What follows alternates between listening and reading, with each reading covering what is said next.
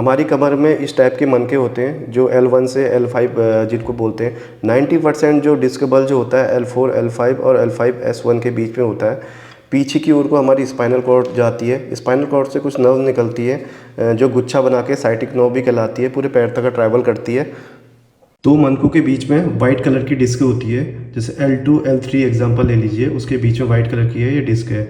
और इसमें इस मॉडल में L3 और L4 के बीच में की जो डिस्क है उसमें डिस्क बल्ज हुआ है, जो रेड कलर का दिख रहा है, इसको डिस्क बल्ज बोलते हैं। यही पीछे निकल के हमारी नस को दबाता है। L3, L4 अगर कंप्रेशन है उसके सिम्टम डिफरेंट आएंगे, और L4, L5 में कंप्रेशन है उसके सिम्टम डिफरेंट रहते हैं।